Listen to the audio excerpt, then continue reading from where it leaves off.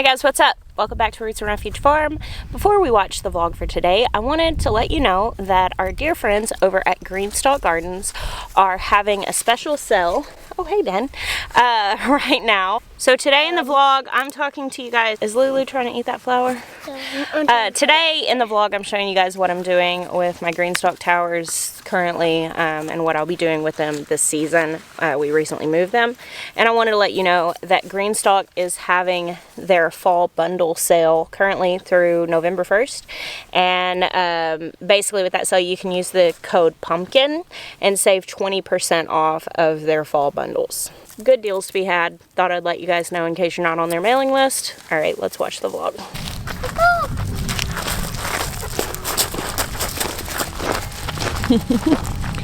Ben's girls following him along. Oh, Katie's gonna go explore elsewhere. I think she knows that she should follow. Yeah. Let's go. Just a touch of turning leaves on the mighty oak over there. Wait, its name is the mighty oak. I call it the mighty oak. It is an oak. And it's mighty. Make you beat your chest a little bit. I love when the leaves change. It's just one of my most favorite things. Lose the heck out of me. But our farm is largely surrounded by pine, which I'll take the trade-off, you know, like I love that it doesn't get completely gray here in the winter because the pine obviously stays green, but I do appreciate the trees that do change. Yeah. So when we had that freeze, it actually killed back some of the brassicas, but they have fresh leaves coming. That can happen, especially if something's not really acclimated to cold temperature. It's interesting. So if it frosted again, these would, you know, likely be just fine with no damage. But it was because of the fact that they hadn't experienced that they did get some damage. We're getting a little bit of bug damage, but not too terribly bad. That's kind of the dance in South Carolina. You plant things too early, it'll get eaten up by insects. You plant them too late, you don't have enough sun for them to grow. But hopefully I've hit the mark with some of the stuff that's out here. Oh, look! Little Chinese cabbages are coming up. Happy birthday, little guy. That flag is because Will puts flags where he plants things. He and I have to communicate together because we're both gardening in this space. And so that's how he communicates to me, hey, there's something here. Can I move it? No, don't take it out. It's there as a marker. We need to leave it. Got some more little sprouts coming up here. There's another one. Oh, quite a few down on the end. Those are radishes, so they come up quick. This is good. Everything's looking pretty good. Like, what do you say when the little plant grows? What do I say when a little plant grows? Happy birthday. That's what I say, you're right. Look at that tiny radish. It's already getting a little root on it. Well, that's just darling, isn't it? Check this out. So I passed over here the bed that's half built because our how-to video got interrupted by rain. We've really struggled in getting that video shot, but we haven't built the bed without you guys. It's coming, I promise, we won't forget. These were just done super quickly. We didn't want to do the how-to on one of the really long ones because this is obviously not the size bed most people are building. We did the how-to on one of the shorter ones that is more common in a backyard. But these look really good. So we still have to do like clear coat here just to make the lumber last longer. And my plan on these 48-foot beds for this winter is to plant at least on one or two of them garlic down one side, because in the spring this is where the tomatoes are going to go. There will be one wall of tomatoes that goes down each one of these long beds here. So one of the biggest conundrums of trying to grow something over the winter through the fall and into the winter is that you have to consider if that's still going to be there when it's time to plant out what you're planting out in the spring.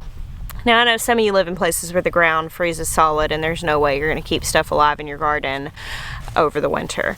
But you would be surprised at what can stay alive with just a little bit of cover. I've had people send me pictures before of kale underneath quite a bit of snow up in zone 5. So I've shared with you guys in the past a little salad greens in a soil bag. I'll put a link to the post about that where you can check it out if you've not seen that. It's like one of my most popular videos. But I took a kind of clear plastic tote, like a storage tote, Sterlite or Rubbermaid or whatever, where you get them for like, I don't know, they used to be. $8, but I'm sure they're not anymore.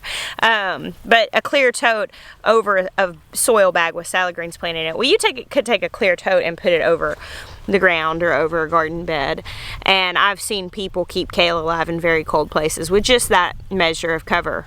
If the plant is acclimated, obviously. I showed you the dieback on those brassicas.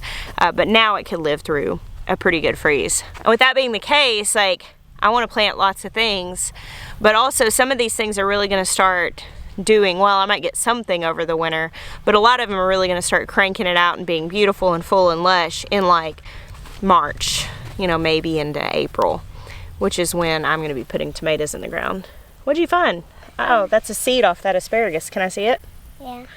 Wait, yeah, show everybody. Benjamin found a little seed pod on an asparagus. Isn't that pretty? Yeah. They remind me of little ornaments. Where can I plant it? Put it back in the bed with the asparagus.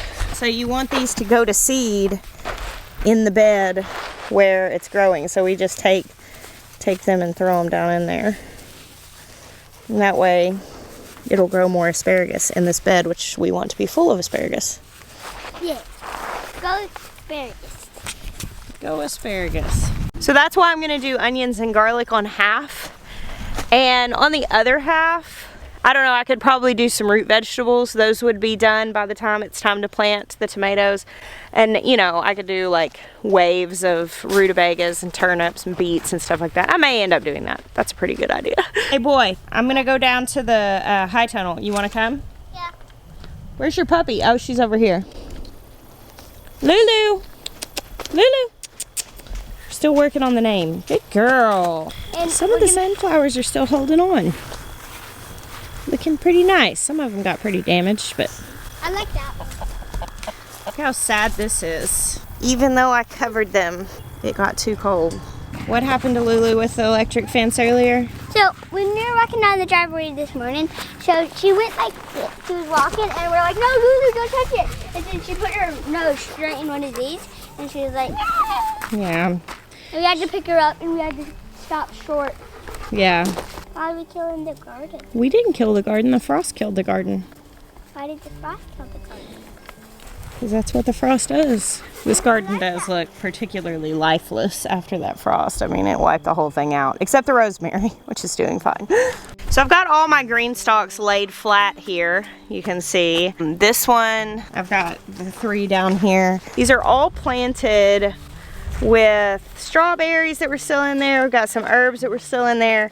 And every other spot we planted with a Tom Thumb pea, which is a little snap pea plant that stays really dwarf. And we're actually moving the green stalks into this high tunnel. But first, I've got to get all of these plants out of here. So my friend Miss Anita gave me this lemon tree. Isn't that amazing? She's moving, and so she didn't want to move it. So lucky me, except for I'm sad my friend's moving. So yeah, out here we just moved all of the trees that were in here out. I've got quite a few other things in here that we're probably going to go ahead and stick in the ground somewhere, and the rest will move over, and then the green stalks are going to be out here in the high tunnel. I just saw something move here. I don't know what it was. Oh, it was a cricket. Here I've got some strawberry plants, which we have been tucking all over the place in little open spaces. Oh, and I gotta show you. Hey Benny, come here. See, strawberries, they're all over. Look. I'm coming, I'll be there in a second. She's fine out there, darling. We have little tiny cabbage heads and little baby Brussels sprouts. Well, there aren't any strawberries to harvest, but look here. This cabbage is starting to head. Look. Dad? That's less exciting to you, huh, than strawberries? Yeah. Dad's gonna be excited. Right here, these 2 things are Dad's favorite things that grow in the garden. Cabbage and Brussels sprouts. Oh, Ben, I brought Lulu out with me. It was yesterday I was out here. And I looked over and she was sitting right in that little opening in that bed. I was like, oh dear, young Padawan, you have much to learn. Do you have any fruit that's eatable? Do I have any edible fruit? Well, let's come over here and see. We got some really sour calamondins there. Did you just bite that calamondin? Oh, I knew it. These are called red limes. Look at this. Look, shall we try this? Yeah. Ooh, look how big these Brussels sprouts on the end are. They're looking good. All right, you ready? Is it sour? I assume so, because it's a lime. Limes are sour. I don't know. Some of the citrus you eat the peel of. Can I take the first bite? Yeah. This might be one you're supposed to eat the peel. I don't really know. Because it's so thin. I mean, it doesn't taste bad. You want to just try to bite the thing with the peel on? Is it sour? Yeah. It is sour. But I mean, you should plant some more. you should plant some more. Okay. Where are you going to plant them? Put some in the ground. Maybe one of Will's little flags we can stick right there. Where? Where are they? I'm not sure. I think they're in Will's truck. Oh boy, that thing was sour. It was delicious. I didn't want to waste it because, you know, we grew it, but I'm like eating a lime. So right here, we left this space open and gravelled to be exactly what it is right now, which is like a staging area for plants that we're up potting, that we can, you know, roll this door up, back up a truck, load, unload, and that's what it will continue to be. However, you know, I like to make things pretty. And I thought it would be really cool to have the Greenstalks in here and maybe put a table out here. Because if we are going to use it as a staging area for up potting and stuff like that, being able to, you know, have a place to sit and have the pretty Greenstalks, I thought would be really nice. So we'll put these together once we move them in there. I just always have a tendency to be optimistic with time and plans. That's okay. They're planted at least while they're sitting out here in the full sun. And then we'll put them in there before it starts getting really cold and enjoy snapping peas and salad greens and herbs off the Greenstalks all winter.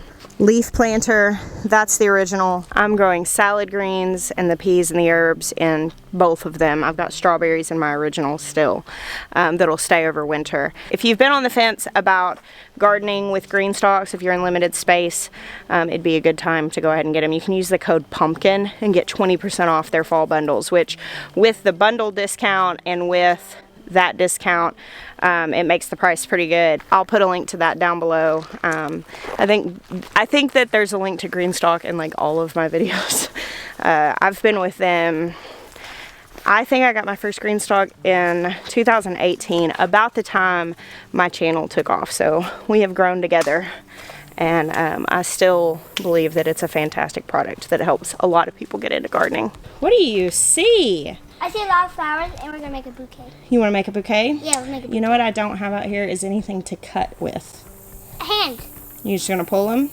All right, well, you do you, boo-boo. Hold them all together. You make a bouquet holding them all together so you see what goes well together.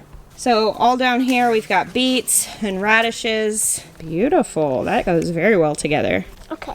Now we're gonna get one. Which Benjamin just watered some of these. Still got lots of sunflowers here in the middle. Benjamin noticed Lulu was trying to sniff on some seedlings, so she's gonna go just outside for right now until we can bring her in here with a leash and some treats and teach her leave it with the garden beds. We don't want her developing bad habits in the meantime. One of the biggest things with training dogs is being aware of the situations you put them in, that they don't develop bad habits. So like earlier with her jumping in the garden beds, like I don't need to make space for her to do that a lot, because then it teaches her that it's okay. Man, there's a bird in here.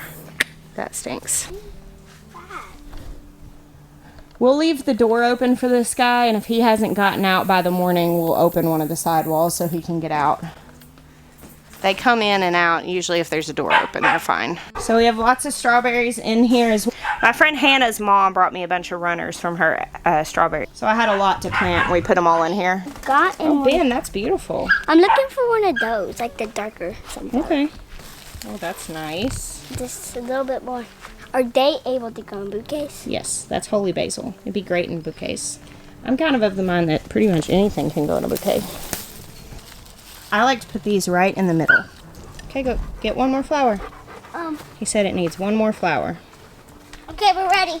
We're ready to go take it up to the house. You know who else likes making flower arrangements out of the garden? Hey, you can leave that open. She's coming with us. We want that birdie to get out. You know who else likes making flower arrangements from the garden? You. And Dad. Did you know Dad makes me flower arrangements from the garden? A lot of times when there's flowers on the table, it's because Dad brought them in. This is going to be perfect on the table. It is. We put that in a mason jar. It's just right. Hey, Ben.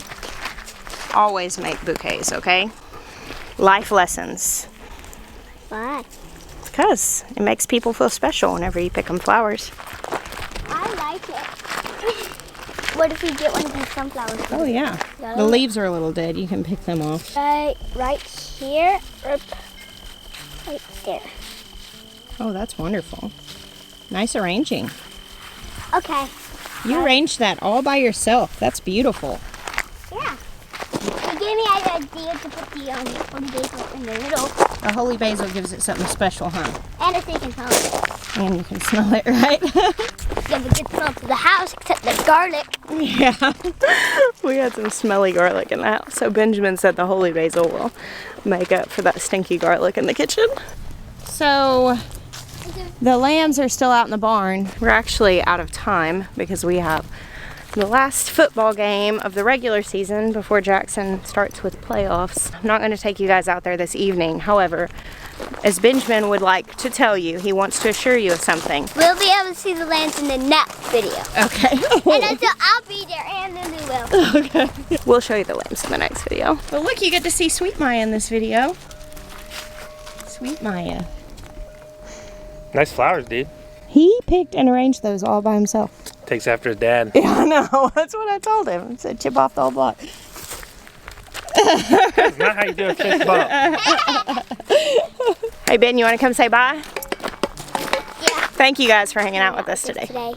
We bless you. Until next time. Apparently he takes after his mom, too.